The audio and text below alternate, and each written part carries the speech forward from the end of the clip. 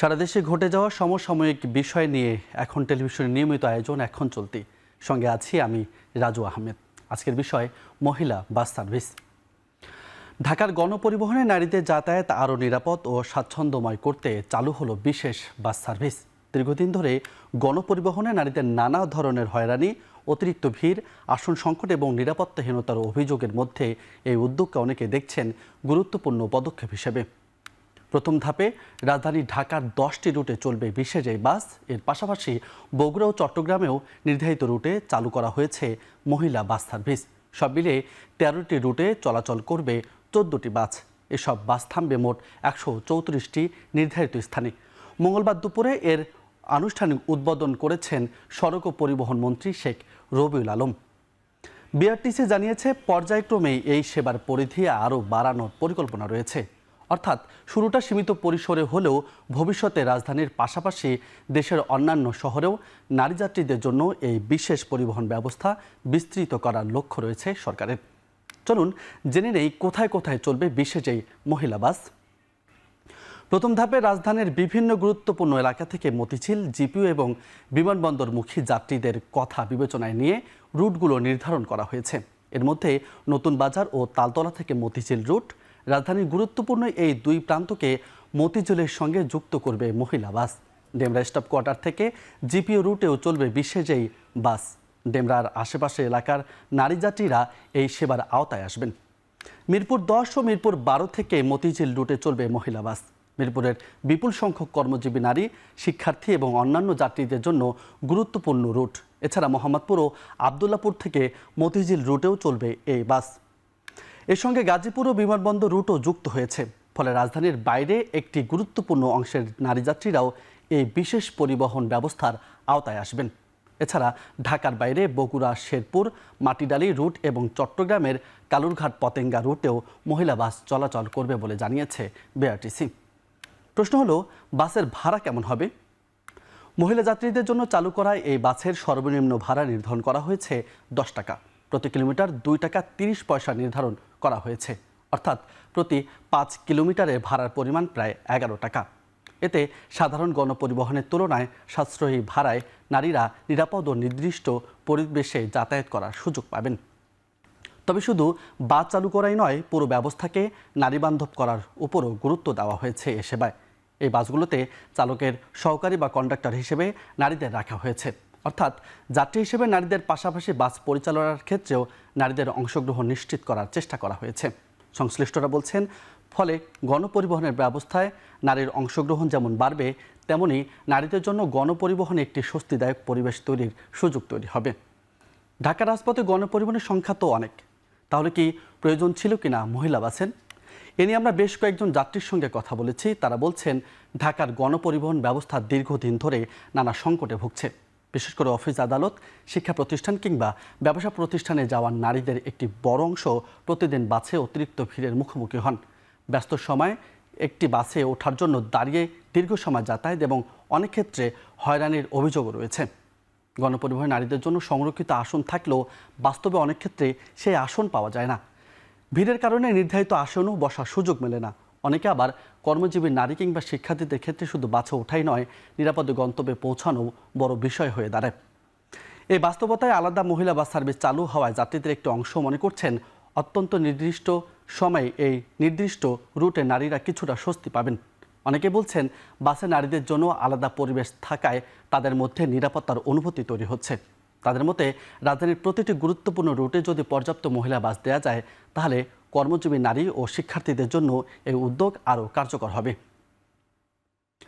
নারীবান্ধব পরিবহন ব্যবস্থার ক্ষেত্রে শুধু বাসের সংখ্যা নয়, স্টপেজের ব্যবস্থাপনাও গুরুত্বপূর্ণ মনে করছেন বিশেষজ্ঞরা। 13টি রুটে মোট 134টি স্থান নির্ধারণ করা হয়েছে, কিন্তু বাস্তবে এসব স্থানে নারী যাত্রীদের নিরাপত্তা কতটা নিশ্চিত করা যাবে সেটিও বড় প্রশ্ন। রাতে পর্যাপ্ত আলো, নিরাপদ ওঠানামার ব্যবস্থা, অপেক্ষার জায়গা এবং প্রয়োজনীয় নিরাপত্তা কর্মী থাকলে এই সেবার কার্যকারিতা আরও বাড়বে বলে মনে করছেন যোগাযোগ বিশেষজ্ঞরা। এদিকে চালকের সহকারী বা কন্ডাক্টর হিসেবে নারী কর্মীদের রাখার ফলে পরিবহন খাতে নারীদের নতুন কর্মসংস্থানের সুযোগ তৈরি হয়েছে। নারী নিয়ে কাজ করা ব্যক্তিরা বলছেন, গণপরিবহনে নারী শুধু যাত্রী হিসেবে থাকবেন এমন ধারণা থেকে বেরিয়ে আসা জরুরি। বাস পরিচালনা, টিকিট বিক্রি, ব্যবস্থাপনা এবং পরিবহন খাতে অন্যান্য কাজেও নারীদের অংশগ্রহণ বাড়ানো দরকার। মহিলা বাস সার্ভিসের মাধ্যমে সেই প্রক্রিয়ায় একটি নতুন দৃষ্টান্ত তৈরি হয়েছে বলে মনে করছেন সংশ্লিষ্টরা। এবার চলুন জেনে নেওয়া যাক মহিলা বাস সার্ভিস ঘিরে সরকারের পরিকল্পনা কি।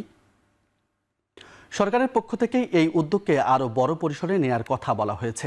সড়ক প্রতিমন্ত্রী জানিয়েছেন, মহিলা বাসের বহর বাড়ানোর জন্য 100টি ইভি বাস বা বৈদ্যুতিক বাস কেনার প্রক্রিয়া শুরু হয়েছে। ইলেকট্রনিক বাস কেনার জন্য ঋণ সহযোগিতাও দেওয়া হয়েছে বলে জানিয়েছেন তিনি। এদিকে সড়ক মন্ত্রীও জানিয়েছেন, দ্রুত মহিলা বাসের বহর বাড়ানো হবে। শুধু রাজধানীতে সীমাবদ্ধ না থেকে পর্যায়ক্রমে দেশের অন্যান্য এলাকাতেও এই সেবা চালু করার পরিকল্পনা রয়েছে সরকারের। গোলাপি বাস চালু কি ঢাকার নারীদের যাতায়াতের স্থায়ী সমাধান কিনা, এ নিয়ে আসলে আমরা প্রশ্ন করেছিলাম যোগাযোগ বিশেষজ্ঞদের। তারা বলছেন, মহিলা বাস নিঃসন্দেহে নারীদের গণপরিবহন ব্যবস্থায় স্বস্তি দিতে পারে, কিন্তু এটি একটি সমাধান নয়। কারণ ঢাকার গণপরিবহনে নারীদের নিরাপত্তা নিশ্চিত করতে পুরো পরিবহন ব্যবস্থার উন্নয়ন প্রয়োজন। এছাড়া বাসে সিসিটিভি, পর্যাপ্ত আলো, প্রশিক্ষিত কর্মী, অভিযোগ গ্রহণের ব্যবস্থা, দ্রুত ব্যবস্থা নেওয়ার সক্ষমতা এবং আইন শৃঙ্খলা রক্ষাকারী বাহিনীর নজরদারি সবকিছু একসঙ্গে কাজ করতে হবে। এর পাশাপাশি সাধারণ গণপরিবহনেও নারী যাত্রীদের নিরাপত্তা নিশ্চিত করতে হবে। মহিলা বাস একটি অতিরিক্ত সুযোগ, কিন্তু নারী নিরাপত্তা নিশ্চিত করার দায়িত্ব পুরো পরিবহন ব্যবস্থার। যদিও সরকার বলছে এই সেবার মান ধরে রাখা তাদের অঙ্গীকার। সময়ের সঙ্গে যেন এই ব্যবস্থা মুখ থুবড়ে না পড়ে, সে বিষয়ে বিশেষ নজরদারি থাকবে মন্ত্রণালয়ের। এ নিয়ে আমরা কথা বলেছি আরও বেশ কয়েকজন চালকের সঙ্গে। চালকরা বলছেন যে এই বাস সার্ভিস চালুর মধ্য দিয়ে নারীদের যে অধিকার, সেই অধিকার নিশ্চিত হয়েছে। একদিকে যেমন অধিকার নিশ্চিত হয়েছে, অন্যদিকে নারীর কর্মসংস্থানে এক বড় ভূমিকা পালন করবে এই সেবা। যেহেতু আগামীতে আরও বেশ কিছু বাস নামানো হবে, পর্যায়ক্রমে 600টি বাসের তালিকা নির্ধারণের একটা পরিকল্পনা চলছে। তবে প্রথমে 100টি বাস দিয়ে শুরু করবে। এই বাস সার্ভিসের মধ্যে যে চলাচল থাকবে, এতে একাধিক নারী কর্মীর কাজ করার সুযোগ হবে। এতে করে নারীর যে কর্মসংস্থান অভাব, সেই অভাবটা অনেকটাই ঘুচবে বলে মনে করছেন সংশ্লিষ্টরা। একই সঙ্গে এর আগেও আমরা দেখেছি যে এই পিঙ্ক বাস, অর্থাৎ নারীদের জন্য বিশেষ বাস সার্ভিস চালু হয়েছিল রাজধানীতে, তবে সেটি মুখ থুবড়ে পড়েছিল মাত্র 6 মাসে। তবে এবারে সরকার বলছে যে এই বাস সার্ভিস যেন মুখ থুবড়ে না পড়ে, সেজন্য ব্যাপক ভূমিকা নেওয়ার কথা বলছেন তারা বলছেন, ব্যাপক নজরদারির মাধ্যমেই এই সেবা যাতে আরও আধুনিক করা যায়, যাতে কোনো ধরনের বিশৃঙ্খলা, কোনোভাবে হয়রানি বা কোনো অভিযোগ যাতে জমা হয়ে না থাকে, সে বিষয়ে নজরদারি রাখার কথা বলছেন তারা। একই সঙ্গে আমরা আরও একটি বিষয় জানার চেষ্টা করেছি, এই বাসগুলোর সেবা আসলে কতক্ষণ পর্যন্ত চলবে। এখন যেহেতু স্বল্প পরিসরে শুরু হচ্ছে, এই সেবার মানটা কতদূর পর্যন্ত দীর্ঘায়িত হবে, এ বিষয়ে জানার চেষ্টা করে যে তথ্যটি আমরা পেয়েছি, এখন মাত্র 10টি বাস দিয়ে মূলত ঢাকা শহরে সার্ভিস শুরু করা হয়েছে। অর্থাৎ ঢাকা শহরের 10টি যে রুট রয়েছে, সেই রুটগুলোতে 10টি বাস চলবে। অর্থাৎ সকালে একটি এবং বিকালে একটি কর্মজীবী নারীদের অফিসে যাওয়া এবং আসার ক্ষেত্রে বড় ভূমিকা পালন করবে। তবে চাহিদার তুলনায় এই সার্ভিসটি অপ্রতুল বলছেন যাত্রীদের অনেকের সঙ্গে কথা বলছে, তারা বলছেন যে প্রতিদিন কয়েক লক্ষ নারী তারা ঘর থেকে বের হন, বিভিন্ন কর্মক্ষেত্রে তারা যান। সেক্ষেত্রে রাজধানীর যে পরিবহন ব্যবস্থা, সেই ব্যবস্থায় আসলে তাদের চলাচল করতে যে ভোগান্তি, সেই ভোগান্তি লাঘব করতে হলে আরও বড় পরিসরে এই সেবা চালু করা জরুরি। অর্থাৎ মাত্র 10টি বাস দিয়ে পুরো ঢাকা শহরের নারীদেরকে সেবা দেওয়া একেবারে অসম্ভব। ফলে দ্রুত সময়ের মধ্যে যাতে এই বাস সার্ভিসের বহরে আরও বাস চালু করা যায় এবং পরিবহন খাতকে যেন আরও সমৃদ্ধ করা যায়, সেই দাবি কিন্তু জানানো হয়েছে। সবকিছু মিলিয়েই এই বাস সার্ভিসকে নিয়ে নতুন করে স্বপ্ন দেখছেন কর্মজীবী নারীরা। বিশেষ করে ঢাকা নারীরা যারা ঘর থেকে বের হচ্ছেন, তারা এই পরিবহন ব্যবস্থাকে নিয়ে নতুন করে স্বপ্ন দেখছেন। এখন দেখার বিষয়, নিয়মিতভাবে এই পরিষেবা কতটা কার্যকর হবে, মুখ থুবড়ে পড়বে কিনা, সেজন্য অপেক্ষা করতে হবে আরও বেশ কিছুদিন। এখন চলতি আজকের আয়োজনে ছিল এ পর্যন্ত। আগামীতে ভিন্ন কোনো বিষয় নিয়ে দেখা হবে নতুন পর্বে।